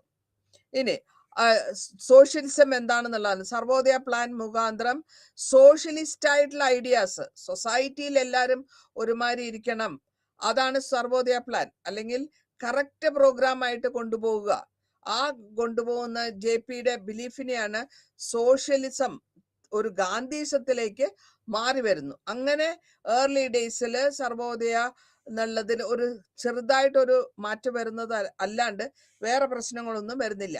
ഇനി ലോകനീതി, അതിന്റെ അർത്ഥം എന്താ വെച്ചാൽ ലോകത്തിന്റെ ആൾക്കാരുടെ നീതി, പോളിറ്റിക്കലി എല്ലാവർക്കും നീതി കിട്ടണം, അല്ലെങ്കിൽ രാഷ്ട്രീയമായിട്ട് എല്ലാവർക്കും നീതി കിട്ടണം. അതിനെയാണ് നമ്മൾ ലോകനീതി എന്ന് പറയാ, പീപ്പിൾസ് പോളിറ്റി എന്ന് പറയാം. ഇപ്പൊ ഇവിടെ വരുന്നത് ഒരു ഇൻഡിവിജ്വലിന് ഒരു കാരണവശാലും ഒരാളെ അടിച്ചമർത്താനോ അമർത്തിപ്പെടുത്താനോ പാടില്ല. ഇവിടെ നമ്മൾ പറയുന്നത് ഇതിൽ ഇംപ്രസീവ് ആയിട്ട് വരുന്നത് മുക്തിമാർഗ യോഗം എന്ന് പറയും. അപ്പോൾ മുക്തിമാർഗ യോഗ വഴി എല്ലാവർക്കും സെൽഫ് ഇൻഡിപെൻഡൻസ്, നാട്ടിലുള്ള ഗ്രാമത്തിലുള്ള സെൽഫ് ഇൻഡിപെൻഡൻസ് കൊണ്ടുവരികയും അതിനെ റീഇൻഫോഴ്സ് ചെയ്തിട്ട് JPയുടെ കൺട്രോളിൽ അത് ലോകശക്തി, ജനങ്ങളുടെ ശക്തി, അതാണ് ലോകശക്തി എന്ന് പറഞ്ഞ് അതിനെ സ്ട്രെങ്തൻ ചെയ്ത് എന്തിനു വേണ്ടിയിട്ടാണ്? നാടിന്റെ നന്മയ്ക്ക്, അതായത് അവിടെ താമസിക്കുന്ന ആൾക്കാരുടെ നന്മയ്ക്ക് വേണ്ടി, സൊസൈറ്റിയിലുള്ള ജീവിക്കുന്നവരുടെ നന്മയ്ക്ക് വേണ്ടി മാറ്റിയെടുക്കണം എന്നുള്ളതാണ് അഭിപ്രായം. ഇനി ഈ ലോകശക്തിക്ക സമ്പ്രദായം എന്ന് വെച്ചാൽ സമ്പ്രദായം, അതിന്റെ അർത്ഥം വെച്ചുമ്പോൾ ഈ ഇഫക്റ്റ് അല്ലെങ്കിൽ ഈ എഫേർട്ട് ഒരു ഗ്രൂപ്പായിട്ട് കൊണ്ടുവരിക. ലോകശക്തിന്റെ എല്ലാവരും ഒരുമിച്ച് നിന്നാൽ അതിന്റെ ഒരു കളക്റ്റീവായിട്ട് നിന്നാൽ മാത്രമേ നമുക്കത് കണ്ടുപിടിക്കാൻ പറ്റുള്ളൂ. അപ്പൊ ആ ശക്തിനെ സ്റ്റിമുലേറ്റ് ചെയ്ത് അതെല്ലാം കൂടെ ഒരുമിച്ച് ആൾക്കാർ ഒറ്റക്കെട്ടായി നിന്ന് കഴിഞ്ഞാൽ നമുക്ക് എന്തും സാധിക്കാൻ പറ്റുന്നുള്ളതാണ് അതിന്റെ അർത്ഥം. ആ സോഷ്യൽ ട്രാൻസ്ഫോർമേഷൻ ആണ് ഇവിടെ കൊണ്ടുവരുന്നത്. മോറലായിട്ടും ഫിസിക്കലായിട്ടും എല്ലാവരും ഒരുമിച്ച് പോകണം, കോപ്പറേറ്റ് ചെയ്ത് പോകണം, സാധാരണക്കാരിൽ സാധാരണക്കാരായവരും കൂടെ. സർവോദയ കോൺഫറൻസ് ബുദ്ധഗയയില് 1954 ഏപ്രിൽ 18 ഈ സർവോദയ കോൺഫറൻസ് ബോധ്ഗയയിൽ നടത്തുന്നത്. അപ്പൊ അവിടെ ജയപ്രകാശ് നാരായൺ ഒരു പ്ലഡ്ജ് എടുക്കാണ്, എന്റെ ലൈഫ് മുഴുവനും ഞാൻ ഈ സോഷ്യൽ റീഫോർമേഷന് വേണ്ടിയിട്ടും അല്ലെങ്കിൽ സർവോദയത്തിന് വേണ്ടിയിട്ടും ഈ മൂവ്മെന്റിന്, ഭൂദാൻ മൂവ്മെന്റിന് വേണ്ടിയിട്ടും എന്റെ ലൈഫിനെ ഞാൻ ഒഴിഞ്ഞു വയ്ക്കുക എന്നുള്ള ഒരു പ്ലഡ്ജ് അവിടെ എടുക്കാണ്. ഇതിൽ കൂടെ ഈ മൂവ്മെന്റ്സ് എല്ലാം കൂടെ, സർവോദയ മൂവ്മെന്റ് ആയിക്കോട്ടെ, ഭൂദാൻ മൂവ്മെന്റ് ആയിക്കോട്ടെ, വിനോബാബ സ്റ്റാർട്ട് വെച്ചതായിട്ട് കുറച്ചുകൂടെ പീസ്ഫുൾ ആയിട്ട് മുന്നോട്ട് കൊണ്ടുപോകാൻ അവർക്ക് കഴിഞ്ഞു. ഇനി ഈ കാരണങ്ങളാൽ മഗസൈ അവാർഡ് JPക്ക് കിട്ടുന്നുണ്ട്. കാരണം 1966 സ്റ്റേറ്റില്, ബീഹാറിൽ ഭയങ്കരമായിട്ടുള്ള ഒരു ക്ഷാമം, ഭക്ഷ്യക്ഷാമം വരികയാണ്. അപ്പോൾ ഈ ഭക്ഷ്യക്ഷാമത്തിൽ ജയപ്രകാശ് നാരായൺ വളരെ കാര്യമായിട്ട് ഇൻവോൾവ് ചെയ്ത് അതിന് ഏതൊക്കെ വിധത്തിൽ സഹായ സഹകരണങ്ങൾ കൊടുക്കുകയും ഭക്ഷണ സാധനങ്ങൾ കിട്ടാണ്ടിരിക്കുന്ന ഒരു സിറ്റുവേഷനിൽ ഒരുപാട് ഇൻവോൾവ്മെന്റ് ചെയ്യുന്നതുകൊണ്ടാണ് ആ വർക്കിന് മഗസൈ അവാർഡ് ആ സമയത്ത് കൊടുക്കുന്നു. അപ്പൊ ഈ ജയപ്രകാശ് നാരായൺ പ്രൊമോട്ട് ചെയ്യുന്നത് ഒരുമിച്ച് പോവുക, കമ്മ്യൂണൽ ഹാർമണി ഒരുമിച്ച് കൊണ്ടുപോവുക, ഹിന്ദു മുസ്ലിം വ്യത്യാസമല്ലാണ്ട് കൊണ്ടുപോവുക, എല്ലാത്തിനും ശാന്തിസേന ഉപയോഗിക്കുക. കാരണം മനുഷ്യരെല്ലാരും ഒരേ മാതിരി ഉള്ളവരാണെന്നുള്ളതാണ് അറിയിക്കുന്നതിന്റെ അർത്ഥം. സർവോദയ ആശ്രമത്തിൽ കൂടെയും ബീഹാറിൽ ഈ ഐഡിയാസ് ഒക്കെ റീകൺസ്ട്രക്ഷനിലേക്ക്, വില്ലേജിന്റെ റീകൺസ്ട്രക്ഷന് വേണ്ടി ഉപയോഗിക്കുകയും ചെയ്തു.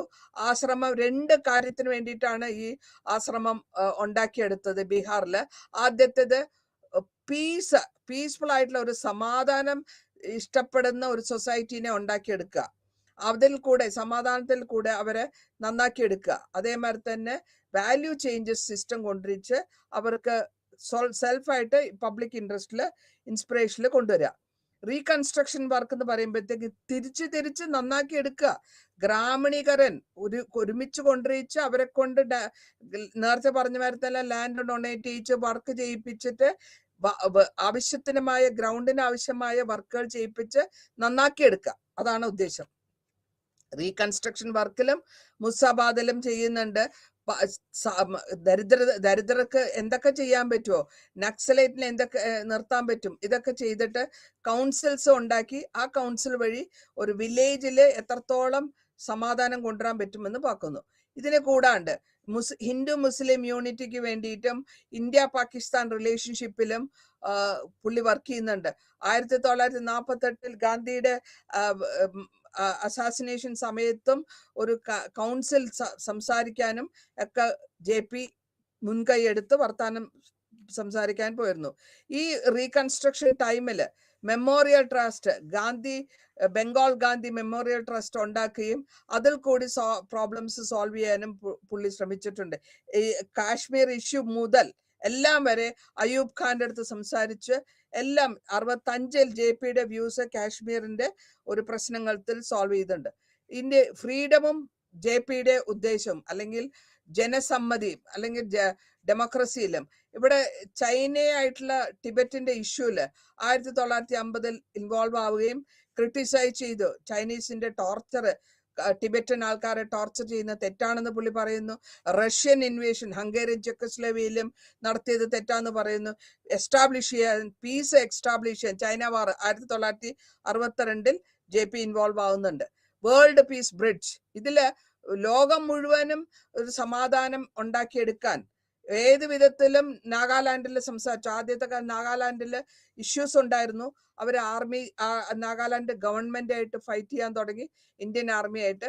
അപ്പൊ അവിടെ നാഗാലാൻഡ് അവർക്ക് സ്വന്തം സ്ഥലം വേണം എന്നുള്ളതാണ് ഉദ്ദേശം. അപ്പൊ ആ പ്രപ്പോസൽ അല്ലെങ്കിൽ സന്ധി സംഭാഷണം നടത്തുകയും അവരെ പറഞ്ഞ് മനസ്സിലാക്കി ഇതിലെ ഗ്രൂപ്പ് ഉണ്ടാക്കി, പീസ് ഗ്രൂപ്പ് ഉണ്ടാക്കി 65 അവരുടെ പീസ് മിഷൻ കൂടെ നാഗാസിന്റെ അടുത്ത്, റബല്യസ് ആയിട്ടുള്ള നാഗാസിന്റെ അടുത്ത് JP ഇൻവോൾവ് ആവുകയും വർത്താനം പറഞ്ഞ് അവരുടെ കൺട്രോളിൽ JPയുടെ കരിഷ്മാറ്റിക് വർക്ക് കാരണം അവര് സറണ്ടർ ആവുകയാണ് ചെയ്യുന്നത്. ഇനി ചമ്പൽക്കാടിലുള്ളവരും ഇതേമാതിരി തന്നെ JP അടുത്ത് സംസാരിച്ചിട്ട് ഒരു പീസ് കമ്മിറ്റി ഉണ്ടാക്കി അതിൽ വഴി അവര് എല്ലാ ഫേമസ് ആയിട്ടുള്ള കൊള്ളക്കാരൊക്കെ സറണ്ടർ ചെയ്തു ഓപ്പൺ ആയിട്ട്. ഇത് ഒരു പേപ്പറിലൊക്കെ ആ കാലഘട്ടത്തിൽ 72 ഞങ്ങൾക്ക് ഇത് പേപ്പറിൽ കണ്ടിട്ടുള്ള കാര്യങ്ങളാണ്. ഓപ്പൺ ആയിട്ടുള്ള സറണ്ടറിങ് ചമ്പലിലുള്ളവര്. അതേമാതിരി ടോട്ടൽ റെവല്യൂഷൻ എന്ന് പറയുമ്പോഴത്തേക്കും പാട്നയിലെ പുരാതന കംപ്ലീറ്റ് ആയിട്ടുള്ള ഒരു സിന്തറ്റിക്സ് കൊണ്ടുവരിക. ഗാന്ധിയൻ ഐഡിയ, കാറൽ മാർക്സിന്റെ ഐഡിയ, വെസ്റ്റേൺ ഐഡിയ ഇതെല്ലാം കൊണ്ടുവച്ചിട്ട് ഒരു ചേഞ്ചസ് ആണ് നമ്മൾ മോറൽ വാല്യൂല് കൊണ്ടുവരുന്നു, ഡീസെൻട്രലൈസേഷനിൽ കൊണ്ടുവരുന്നു. അതേമാതിരി യുവാക്കളെ ഇൻക്ലൂഡ് ചെയ്യിച്ചിട്ടാണ് ഈ ടോട്ടൽ റെവല്യൂഷൻ കൊണ്ടുവരുന്നത്. ഇതിൽ തന്നെ ഗാന്ധിജിയുടെ ഉദ്ദേശങ്ങളും സർവോദയ മൂവ്മെന്റും JP വളരെ കാര്യമായിട്ട് എടുത്തിട്ടാണ് ഈ റവല്യൂഷൻ അത്രയും ചേഞ്ചസ് കൊണ്ടുവച്ചത്. ഇനി അടുത്തതായിട്ട് നമ്മൾ പറയുന്നത് മാർട്ടിൻ ലൂതർ ആണ്. മാർട്ടിൻ ലൂതർ അമേരിക്കയിലെ സിവിൽ റൈറ്റ്സിനെ പറ്റി എടുത്തെടുത്ത് പറഞ്ഞതാണ്. കാരണം അവിടെയും അപ്പാർത്തൈഡ്, അതായത് ബ്ലാക്ക് ആയിട്ടുള്ള വൈറ്റ് ഉള്ളവരുടെ വ്യത്യാസങ്ങൾ അതിലെ ലീഡർ ആയിരുന്നു. അപ്പോ ഈ ക്ലർജിമാൻ മാർട്ടിൻ ലൂതർ വളരെ പ്രോമിനന്റ് ആയിട്ടുള്ള ഒരു ഫിലോസഫറും സംസാരിക്കാൻ കഴിയുന്ന ഒരു മനുഷ്യനാണ്. അപ്പൊ ഈ മനുഷ്യരോട് മനുഷ്യരാശിക്ക് വേണ്ടി വർത്താനം പറഞ്ഞ അമേരിക്കൻ സിറ്റിസൺ ആണ് മാർട്ടിൻ ലൂതർ. 55 ഒരു മൊണ്ടോഗാരി ബസ് ഇൻസിഡന്റ് നടക്കുന്നുണ്ട്. അതിലെന്താന്ന് വെച്ചാൽ നോബൽ പ്രൈസും ഈ അങ്ങേരുടെ വർക്കിന്, അതായത് റേഷ്യൽ സെഗ്രിഗേഷൻ, കറുത്ത വർഗം വെളുത്ത വർഗത്തിനുള്ള ആ പ്രശ്നം, മാർട്ടിൻ ലൂതറിന് അസാസിനേഷൻ ആണ് ചെയ്യുന്നത് 68-ൽ. ലൂതറിന്റെ ഫാമിലി വളരെ പ്രോമിനന്റ് ആണ്, എഡ്യൂക്കേറ്റഡ് ആണ്, എങ്കിലും ആ പ്രൊമോട്ട് ചെയ്യുന്നത് ബ്ലാക്ക് ഇക്വാളിറ്റി വേണം എന്നുള്ളതാണ്.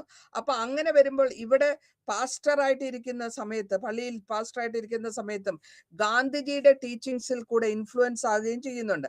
അപ്പോ ഇതില് മുന്നിലേക്ക് കൊണ്ടുപോകാൻ വേണ്ടി ഒരു ഗാന്ധിജിയുടെ തോട്ട് മനസ്സിലാക്കുകയും ഒരുപാട് പുസ്തകങ്ങൾ ഗാന്ധിയുടെ വായിച്ച് മനസ്സിലാക്കി പുള്ളി ആർട്ട് ഓഫ് നോൺ വയലൻസിനെ പറ്റി എഴുതുകയും, അപ്പൊ അതേമാതിരി തന്നെ ഈ ഇൻഫ്ലുവൻസ് ആണ് ഗാന്ധിജി ചെയ്തിരുന്ന കാര്യങ്ങളില് അമേരിക്കയില് അഗെയിൻസ്റ്റ്, അതായത് ഗവൺമെന്റിനോട് അഗെയിൻസ്റ്റ് ആയിട്ടാണ്. അവിടെ കറുത്ത വർഗം വെളുത്ത വർഗം എന്നുള്ള ആ അപ്പാർത്തൈഡിക്ക് അഗെയിൻസ്റ്റ് ആയിട്ട് വർക്ക് ചെയ്ത മനുഷ്യനാണ് മാർട്ടിൻ ലൂതർ. ഈ ആദ്യത്തെ ഫങ്ഷൻസ് ആയിട്ട് പുള്ളി ഉപയോഗിച്ചത് മെത്തേഡ്സ് ആണ്, നോൺ വയലൻസ് ആണ്, അഹിംസയാണ് വെപ്പണായിട്ട് ഉപയോഗിച്ചത്. ഇതൊക്കെ ഇന്ത്യൻ ലീഡറായ ഗാന്ധിജിയുടെ ഇൻഫ്ലുവൻസ് ആണത്. അപ്പൊ ഇങ്ങനെ വരുമ്പോൾ എല്ലാവിധ തെറ്റിനും നോൺ വയലന്റ് ആയിട്ടുള്ള ഇൻഫ്ലുവൻസിൽ കൂടെ കൊണ്ടുപോവുക, അഗ്രസീവായിട്ട് കൊണ്ടുപോവുക, അങ്ങനെ സെൽഫ് സഫറിങ് ചെയ്തിട്ട് ഈ 5 മെത്തേഡിൽ കൂടെയാണ് ഗവൺമെന്റിനെ ക്രിട്ടിസൈസ് ചെയ്തുകൊണ്ടിരുന്നത്. ഈ ഇൻസിഡന്റ് എന്താണെന്ന് വെച്ചാൽ ബസ്സിൽ ഇരുന്ന അവിടുത്തെ ഐഡിയ പ്രകാരം, ഗവൺമെന്റിന്റെ ഐഡിയ പ്രകാരം ബസ്സിൽ ഫുൾ സീറ്റ്, ഫ്രണ്ട് സീറ്റ് മുഴുവനും വൈറ്റ് വർഗ്ഗക്കാര്, വെളുത്ത തൊലിയുള്ളവർക്ക് ഇരിക്കാൻ പാടുള്ളൂ, ബാക്കിൽ മാത്രമേ കറുത്ത തൊലിയുള്ളവർ ഇരിക്കാൻ പാടുള്ളൂ. അങ്ങനെ വന്നപ്പോൾ ഈ ഇൻസിഡന്റ് നടക്കുന്ന 56-ൽ മിസ് പാർക്കിൻസ് റെഫ്യൂസ് ചെയ്യും. അവർ വരുമ്പോഴത്തേക്കും, റോസാ പാർക്സ് വരുമ്പോഴത്തേക്കും അവിടെ ഫുള്ളായിപ്പം അവരോട് ഇറങ്ങാൻ പറയും, പറ്റില്ല എന്ന് പറയും. പിന്നെ അവര് കോർട്ടിൽ ഇത് കേസിനെ കൊണ്ടുപോവുകയാണ് ചെയ്യുന്നത്.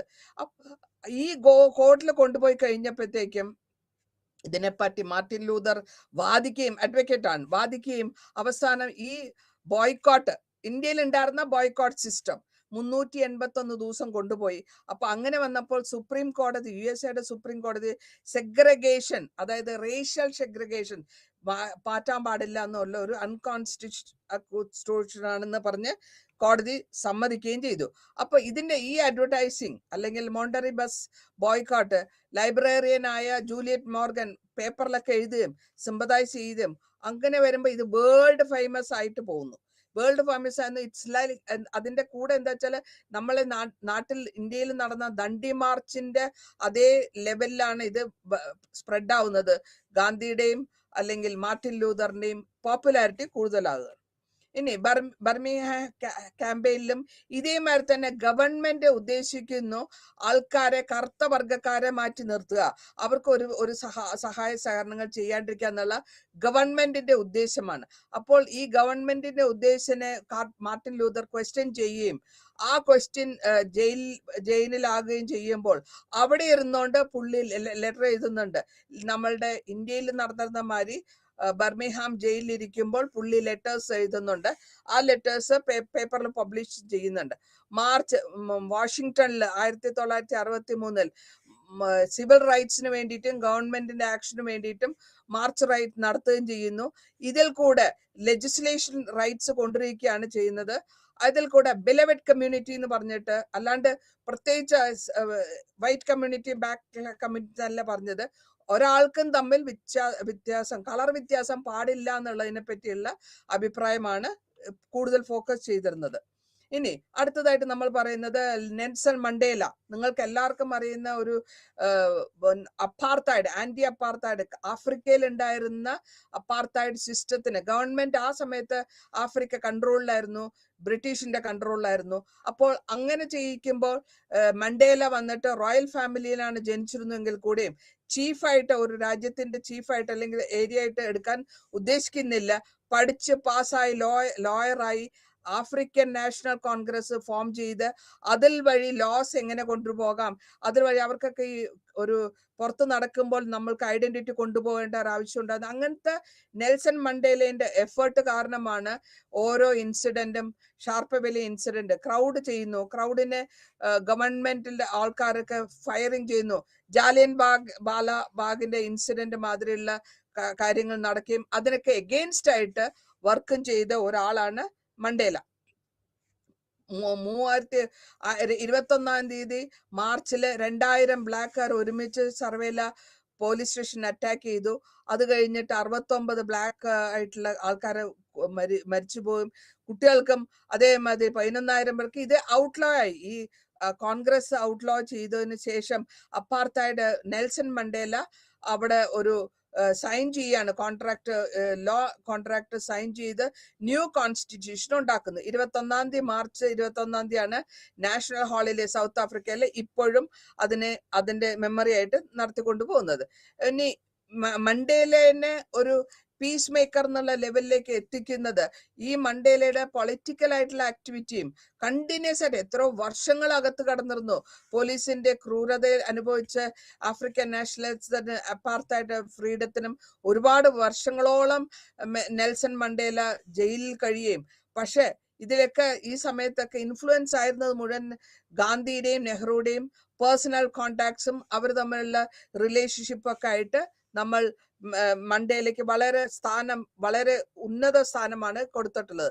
ആ ഉന്നത സ്ഥാനം കൊടുത്തത് എങ്ങനെയാന്ന് വെച്ചാൽ നമ്മള് ഭാരതരത്ന അവാർഡ്, ഹയസ്റ്റ് സിവിലിയൻ അവാർഡാണ് ഭാരതരത്ന അവാർഡ്. അത് നമ്മൾ മണ്ടേലയ്ക്ക് കൊടുക്കുകയും 16 ഇന്ത്യയിൽ 2001 ഇന്ത്യയിൽ വരികയും ചെയ്തു. ആ സെറമണിയിൽ വെച്ചിട്ട് നമ്മൾ ഈ നമ്മുടെ പ്രസിഡന്റ് ആയിരുന്ന KR നാരായണൻ പറഞ്ഞു, നമ്മൾ ഒരു ഗാന്ധിയനാണ്, അൺയൂഷ്വൽ ആയിട്ടുള്ള ഒരു ഗാന്ധിയനാണ് നമ്മൾ ഈ അവാർഡ് കൊടുക്കുന്നത്. കാരണം അത്രത്തോളം പ്രാക്ടിക്കലി അത് ഫോളോ ചെയ്ത ഒരു മനുഷ്യൻ എന്നുള്ള അർത്ഥം. ഇനി അടുത്തതായിട്ട് നമ്മൾ പറയുന്നത് ജെനി ഷാർപ്പ് എന്ന് പറഞ്ഞിട്ട് തിയറിസ്റ്റ് ആണ്. ഇപ്പൊ ഇങ്ങേരുടെ ഉദ്ദേശം മുഴുവൻ പീസ് ആക്ടിവിറ്റീസ് ആണ്, റൈറ്റർ ആണ്, മാസ്റ്റർ സോഷ്യോളജിയിലെ മാസ്റ്റർ ബിരുദം എടുത്ത് 51. അതിനുശേഷം പൊളിറ്റിക്കൽ ആയിട്ടുള്ള പ്രശ്നങ്ങൾക്ക് കൊറിയൻ വാറിലും അത് ജയിലിൽ 9 മാസം കിടക്കുക, 53 54 ജയിലിൽ അകപ്പെടുകയും ചെയ്തു. കാരണം ഈ കൊറിയൻ വാറിനെ പറ്റിയുള്ള ഡ്രാഫ്റ്റിംഗ് ഒക്കെ ചെയ്തുകൊണ്ടിരുന്നു. പൊളിറ്റിക്കലി നോൺ വയലന്റ് ആക്ഷൻ എന്നുള്ളതാണ് ഷാർപ്പിന്റെ വളരെ പ്രോമിനന്റ് ആയിട്ടുള്ള വർക്കുകൾ. ഈ ഷാർപ്പ് എന്താ വെച്ചാൽ രണ്ടാം യുദ്ധകാലത്തിൽ ടീച്ചേഴ്സ് എങ്ങനെ നോൺ വയലന്റ് ടാക്ടിക്സ് എങ്ങനെയാണോ ഫാസിസ്റ്റ് ഗവൺമെന്റ് ആ സമയത്ത് നോർവേയില് അവരുടെ സിസ്റ്റം സ്കൂളിൽ കൊണ്ടുവരണം എന്ന് പറഞ്ഞിട്ടുള്ളതിനെ റിസർച്ച് ചെയ്തു, അതിനെപ്പറ്റി എഴുതുകയും അതിനെപ്പറ്റി ഡോക്ടറേറ്റ് എടുക്കുകയും ചെയ്തു യൂണിവേഴ്സിറ്റിയിൽ. ആ ഒരു 3 സെമിനാർ വോളിയമാണ് കൊണ്ടുവരുന്നത്. 900 പേജസ് ഉള്ള ഒരു തീസിസ് എഴുതി മനസ്സിലാക്കും എങ്ങനെയാണ് ഇവര് ഫാസിസ്റ്റ് ഗവൺമെന്റിന്റെ സ്കൂളുകളിൽ കൂടെ കുട്ടികളുടെ മനസ്സിൽ ഇൻസ്റ്റിഗേറ്റ് ചെയ്യാന്നുള്ളതാണ്. അപ്പൊ ഇങ്ങനത്തെ വയലന്റ് കൊണ്ടുവരുമ്പോൾ അതിനെ വിഡ്രോയൽ ഓഫ് ഒബീഡിയൻസ് കൊണ്ടിരിക്കുക, പറഞ്ഞാൽ മനസ്സിലാക്കാണ്ടിരിക്കുക, ഒപ്പം കോപ്പറേറ്റ് ചെയ്ത് പോവാണ്ടിരിക്കുക എന്നുള്ളതാണ് പുള്ളി കൂടുതലായിട്ടും എല്ലാവർക്കും. ഷാർപ്പ് കൂടുതലായിട്ട് ഇൻവെസ്റ്റിഗേറ്റ് ചെയ്യുന്നത് മുഴുവൻ ചരിത്രപരമായ റെക്കോർഡുകളും അതിന്റെ ഡെസൻസ് ഇല്ലിസ്ട്രേറ്റ് ചെയ്ത് എഴുതി മനുഷ്യർക്ക് മനസ്സിലാക്കാനും റിസർച്ച് സ്റ്റുഡൻസിന് അത് സ്കൂളിലേക്കും കോളേജുകളിലേക്കും കൊണ്ടുവരികയും ചെയ്യുന്നു. ഇതില് ഷാർപ്പിന്റെ വോളിയം ആയിട്ടുള്ള പുസ്തകങ്ങൾ വളരെ കാര്യമായിട്ടുള്ള 1198 method, violent non violent action എങ്ങനെ ചെയ്യാം, ഈ നോൺ വയലന്റ് ആക്ഷൻസ് മുഖാന്തരം നമ്മൾക്ക് പ്രൊട്ടസ്റ്റ് ചെയ്യാൻ പറ്റും എന്നുള്ളത് കുട്ടികൾക്ക് മനസ്സിലാക്കി കൊടുക്കാനും ഡയലോഗ്സ് പറഞ്ഞു കൊടുക്കാനും, അല്ല സിംബോളിക് ആയിട്ട് നമ്മൾ എന്ത് ചെയ്യണം, മോക്ക് ഫ്യൂണറൽസ് നടത്തുക, ഇതൊക്കെ ആ കാലഘട്ടങ്ങളിൽ ആർക്കും അറിയാത്ത കാര്യങ്ങളാണ്. ഹ്യൂമറസ് ആയിട്ടുള്ള സ്കിറ്റ് ഉണ്ടാക്കുക, പ്രാങ്ക്സ് ഉണ്ടാക്കുക, അതായത് നമ്മളിപ്പോ നാട്ടിൽ കാണിക്കുന്നില്ലേ തെരുവ് നാടകം അല്ലെങ്കിൽ സ്കിറ്റ് പറയുക എന്നുള്ളത്. അപ്പൊ ഈ ബ്യൂറോക്രസിന്റെ പോരായ്മയെ എടുത്തു പറഞ്ഞ് മനസ്സിലാക്കി സിവിൽ ഡിസൊബീഡിയൻസ് മുഖാന്തരമും നമുക്ക് ഇവർക്ക് ഗവൺമെന്റിനെ പറഞ്ഞ് മനസ്സിലാക്കി കൊടുക്കാം എന്നുള്ളതൊക്കെ. അതേമാതിരി തന്നെ നമ്മളുടെ നാട്ടിൽ നടന്നിരുന്ന സ്ട്രൈക്സ്, ബോയ്ക്കോട്ട്സ്, ഇതിനെയൊക്കെ എക്സാമ്പിൾ ആക്കിയാണ് ഷാർപ്പ് ഇതിനെപ്പറ്റി ആൾക്കാർക്ക് മനസ്സിലാക്കി കൊടുക്കുകയും തിയറിറ്റിക്കലി എഴുതുകയും ചെയ്യുന്നുണ്ട്. അപ്പൊ ഈ എഴുതി വരുമ്പോഴത്തേക്കും ഈ പുസ്തകങ്ങളോ അല്ലെങ്കിൽ ഈ റൈറ്റിങ്സോ ആ കാലഘട്ടങ്ങളിൽ പഠിച്ചുകൊണ്ടിരിക്കുന്ന റിസർച്ച് സ്കോളേഴ്സിന് വളരെ ഉപകാരപ്പെടുന്നു. അപ്പൊ അങ്ങനെ വരുമ്പോൾ അതിനെ എടുത്ത് ഉപയോഗിക്കുന്നത് കൊണ്ടും ഈ ഷാർപ്പിന്റെ നോളജ് ഉപയോഗപ്പെടുത്തി അതിനെ കൂടുതലായിട്ട് പബ്ലിസിറ്റിയും വരുന്നുണ്ട്. ഇപ്പൊ ഇതിന്റെ ഷാർപ്പിന്റെ വർക്ക് അല്ലെങ്കിൽ റൈറ്റിങ്സ് പുള്ളി എഴുതിയിട്ടുള്ളത് മുഴുവനും സ്ട്രഗിളാണ്. ഗ്ലോബിൽ സാധാരണ കാണുന്ന സ്ട്രഗിളിനെ പറ്റിയുള്ള അഭിപ്രായങ്ങളാണ് എഴുതുന്നത്. ഡിക്റ്റേറ്റർഷിപ്പിൽ നിന്നും ഡെമോക്രസി വരെ, അതായത് ഡിക്റ്റേറ്റർഷിപ്പ് എന്ന് വെച്ചാൽ പട്ടാള ഭരണം, ഡെമോക്രസി എന്ന് വെച്ചാൽ ജനാധിപത്യ ഭരണം. ഇതിലേക്ക് എഴുതി നല്ല എഴുത്തുകാരനാണ്. 93 പേജസ് ആണ് ഒരു ടോപ്പിക്കിനെ പറ്റി എഴുതിയിട്ടുള്ളത്. അപ്പോൾ ഇതിൽ കൂടെ ആൾക്കാർക്ക് കിട്ടുന്ന അറിവ് അല്ലെങ്കിൽ ജ്ഞാനം, അല്ലെങ്കിൽ എങ്ങനെയായിരിക്കാം നമ്മൾ ഈ ഓട്ടോക്രാറ്റിക് ഗവൺമെന്റ് ആയിട്ടുള്ളവരെ മാറ്റി മറിക്കാൻ പറ്റുക, അത് ഒരു ലാംഗ്വേജിൽ മാത്രമല്ല 30 ലാംഗ്വേജിൽ എഴുതുകയും ചെയ്യുന്നുണ്ട്. അപ്പൊ ഈ ഗ്ലോബലായിട്ട് ഇങ്ങനെ പോകുമ്പോഴത്തേക്കും ഇതിന്റെ പരിണാമം എന്തായിരിക്കും എന്ന് വെച്ചാൽ എല്ലാ സ്ഥലത്തും ഇങ്ങരുടെ കാര്യങ്ങൾ, പുസ്തകങ്ങൾ മനസ്സിലാക്കും. വളരെ കാര്യമായിട്ട് ആൾക്കാരൊക്കെ എടുക്കുകയും അതിനെ പ്രാക്ടിക്കലായിട്ട് കൊണ്ടുവരികയും ചെയ്യുമ്പോൾ അവരുടെ ഗവൺമെന്റിനാണ് ഈ പ്രശ്നങ്ങൾ കൂടുതലായിട്ട് ഫേസ് ചെയ്യേണ്ടി വരിക. ഇത് എഗെയിൻസ്റ്റ് ഗവൺമെന്റ് ആണ്. ഗവൺമെന്റിന്റെ ആക്ടിവിറ്റീസിനെയാണ് ഈ എഴുത്ത് മുഖാന്തരം ക്രിട്ടിസൈസ് ചെയ്ത് വരുന്നത്. ഇനി ഇതിൽ ഈ ജെനി കാർപ്പിന്റെ ഇൻഫ്ലുവൻസ് ഏറ്റവും കൂടുതൽ ഇൻഫ്ലുവൻസ് ചെയ്തിട്ടുള്ള ഗാന്ധിജിയാണ്. ഗാന്ധിജിയുടെ വർക്കുകൾ, ഒരുപാട് വർക്കുകൾ പുള്ളി വായിച്ചിട്ടുണ്ട്. ആ വർക്കുകളിൽ കൂടെയും നോൺ വയലൻസിന്റെ ആക്ടിവിസം നമ്മൾ എങ്ങനെ എടുക്കാം, അല്ലെങ്കിൽ ഏത് വിധത്തിലായിരിക്കണം നമ്മൾ ഗവൺമെന്റിനെ ക്രിട്ടിസൈസ് ചെയ്യേണ്ടത്. നമ്മുടെ ഇന്ത്യൻ ഗവൺമെന്റ് ആണ് ഏറ്റവും കൂടുതൽ, അല്ലെങ്കിൽ ഏറ്റവും ആദ്യമായിട്ട് ഒരു ബ്രിട്ടീഷ് സാമ്രാജ്യത്തിന് എഗെയിൻസ്റ്റ് ആയിട്ട് നോൺ വയലന്റും സത്യാഗ്രഹം എന്നുള്ള ആ ഒരു പോയിന്റിനെ വെച്ചുകൊണ്ട് ഗാന്ധിജിയുടെ സത്യമേ ജയതേ, അല്ലെങ്കിൽ സത്യം മാത്രം ചെയ്യുക, അല്ലെങ്കിൽ ധർമ്മത്തിന് വിരുദ്ധമായിട്ട് ചെയ്യുക എന്നുള്ളത് ഇതിനെ പഠിപ്പിച്ചു കൊടുത്ത ഒരു ലോക നേതാവാണ് മഹാത്മാഗാന്ധി.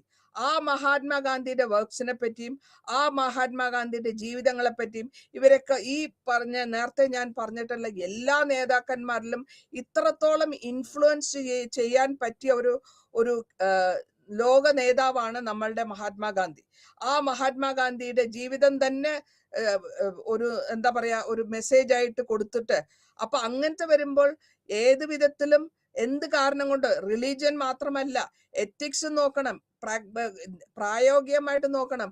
മനുഷ്യന് ജീവിക്കാൻ ഫുഡും ഷെൽട്ടറും മാത്രം പോരാ, മനുഷ്യന് സ്വാതന്ത്ര്യം വേണം, മനുഷ്യന് ചിന്തകളിലുള്ള സ്വാതന്ത്ര്യം വേണം, പ്രവൃത്തികളിലുള്ള സ്വാതന്ത്ര്യം വേണം, മാനസികമായ ഉല്ലാസം വേണം. ഇതൊക്കെ പറഞ്ഞ് മനുഷ്യന്റെ അവകാശങ്ങളെ പറ്റി എടുത്തു പറഞ്ഞ മഹാത്മാഗാന്ധിയുടെ ഇൻഫ്ലുവൻസും, സമാധാനപരമായിട്ട് ജീവിക്കണം, സമാധാനത്തിനെ കൈക്കൊണ്ടുകൊണ്ട് നമ്മൾ എങ്ങനെ കൈക്കൊള്ളാം എന്നുള്ളതൊക്കെ പറഞ്ഞുകൊണ്ടാണ് ഇപ്പോഴും യുണൈറ്റഡ് നേഷൻസ് ഓർഗനൈസേഷനിൽ 2 ഒക്ടോബർ ഒരു ഇന്റർനാഷണൽ ലെവലിലേക്ക് ഗാന്ധിജി കൊണ്ടുപോയി.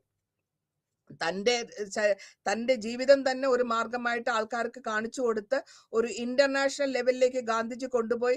ഗാന്ധിജി സ്വയം ജീവിക്കുകയായിരുന്നു. ഗാന്ധിജി സ്വയം അടുത്തുള്ളവരെ മനസ്സിലാക്കിക്കൊണ്ട് അടുത്തുള്ളവർക്ക് വേണ്ടി ജീവിച്ചു, ഒരു നാടിന് മുഴുവൻ വേണ്ടി ജീവിച്ചു. അല്ലെങ്കിൽ സ്വന്തം കാര്യം മാത്രം നോക്കാണ്ട്, കുടുംബം മാത്രം നോക്കാണ്ട് ലോകത്തിൽ മുഴുവനും ഒരു ചാമ്പ്യൻ ആയിട്ടിരുന്ന ഒരു നല്ലൊരു നാടിന്റെ ഒരു പിതാമഹനാണ് മഹാത്മാഗാന്ധി. ഈ മഹാത്മാഗാന്ധിയുടെ ഈ നാട്ടിൽ ഇപ്പോൾ നടക്കുന്ന പ്രശ്നങ്ങൾ നമ്മൾ നോക്കുകയാണെങ്കിൽ വളരെ സങ്കടകരമായ കാര്യങ്ങളാണ്. കാരണം എത്രത്തോളം യൂണിറ്റിക്കും, എത്രത്തോളം ലവ് ആൻഡ് അഫെക്ഷനും, എത്രത്തോളം ക്ഷമയ്ക്കും, എത്രത്തോളം പരസ്പര സ്നേഹത്തിനും മഹാത്മാഗാന്ധി അതിനുവേണ്ടി വർക്ക് ചെയ്തുവോ, അതിനിപ്പോൾ ഈ കാലഘട്ടത്തിൽ എനിക്ക് പറയാൻ ഇത്തിരി വിഷമമുണ്ട്. കാരണം നമ്മൾ ഇവിടെ ഇപ്പോൾ ഈ ഇന്ത്യയിൽ കാണുന്നത് മുഴുവനും സ്വാർത്ഥതയാണ്. കൂടുതലായിട്ട് സ്വാർത്ഥതയും സ്വന്തം കാര്യങ്ങൾ നടപ്പിച്ച് കിട്ടാൻ, അല്ലെങ്കിൽ സ്വന്തം പൊസിഷനിലേക്ക് എൻ്റെ ഒരു പാർട്ടി അല്ലെ എനിക്ക് എൻ്റെ കുടുംബത്തിന് കിട്ടാൻ വേണ്ടിയിട്ട് നമ്മൾ എന്തൊക്കെയാ ഓരോരുത്തരും ചെയ്തു കൂട്ടുന്നത്. ഇതൊക്കെ ഒരു തെറ്റായ പ്രവണതയാണ്. ഇതിനെ നമ്മളുടെ മഹാത്മാഗാന്ധിയുടെ മാനസികമായ, അല്ലെങ്കിൽ അങ്ങേരുടെ ഇത്രയും നല്ലൊരു കാര്യങ്ങൾ ചെയ്ത് നമ്മൾക്ക് സ്വാതന്ത്ര്യം മേടിച്ച് തന്ന ആ മനുഷ്യന്റെ നാട്ടിൽ ഇപ്പോൾ വയലൻസ് ആണ് കൂടുതൽ നടക്കുന്നത്. കൂടുതലായിട്ട് പരസ്പരം വെട്ടും കുത്തും വയലൻസ് ആണ് നടക്കുന്നത്. ഇതിനൊക്കെ ഒരു അവസാനം വരണം എന്ന് ഞാൻ എപ്പോഴും പ്രാർത്ഥിക്കുകയാണ്. എപ്പോഴും എൻ്റെ കുട്ടികളായ സ്റ്റുഡൻസിനോടും ഞാൻ പറയാണ്ട്, കഴിയുന്നിടത്തോളം നിങ്ങൾ ക്ഷമിച്ചു പോകുക. കാര്യങ്ങൾ എല്ലാത്തിനും സമാധാനപരമായ ഒരു വിശ്വാസം വരും. അതിന് നിങ്ങൾ ക്ഷമയോടെ ഇരിക്കുക. ഏറ്റവും കൂടുതൽ ഒരാൾക്ക് വേണ്ടത് ക്ഷമയാണ്. ക്ഷമയുണ്ടെങ്കിൽ എല്ലാം പെർഫെക്റ്റ് ആയിട്ട് നിൽക്കും, നടക്കും. ഇതോടുകൂടി ഈ ചാപ്റ്റർ തീരുന്നു. നന്ദി, നമസ്കാരം.